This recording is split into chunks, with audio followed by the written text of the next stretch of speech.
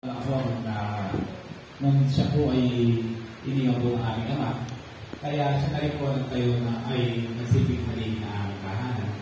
At kaya kita-kita na po ang mga sakripisyo at mga paghihirap po niya sa aming kapatid. At kayo naman po, lumaki po kami, ano pa rin po, pag-alala sa mga anak namin. Kaya maraming salamat po. At kaya yung manigas ng ulo ng bawat isa sa amin, sa lahat po yung bawas. Para pagbawi ng sa ating mga magulang. At gayon man, talagang isang sakripisyo ako ay ama, ang pagiging magulang.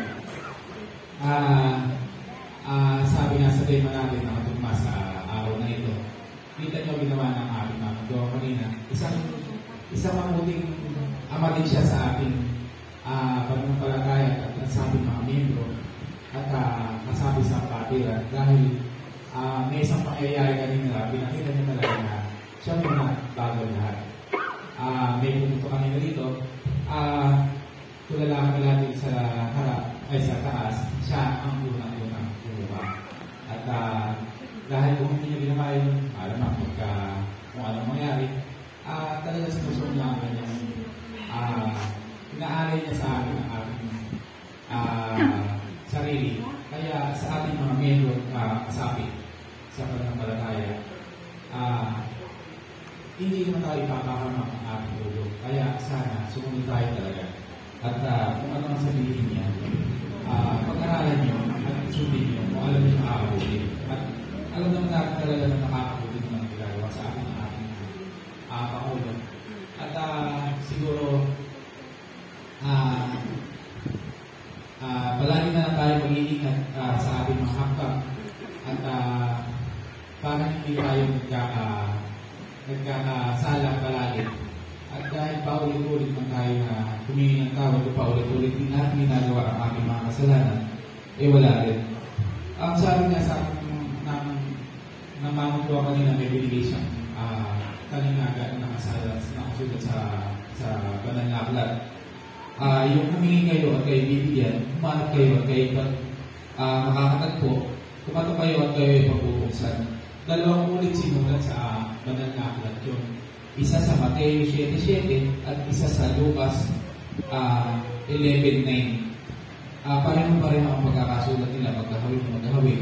Sa Lucas 11:9, ang nakasabi naman, kaya sinasabi ko sa inyo, humingi kayo at kayo bibigyan. Humanap kayo at kayo makakatagpo.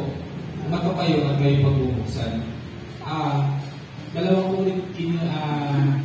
ulit sinabi sa Bible yung verse na yun.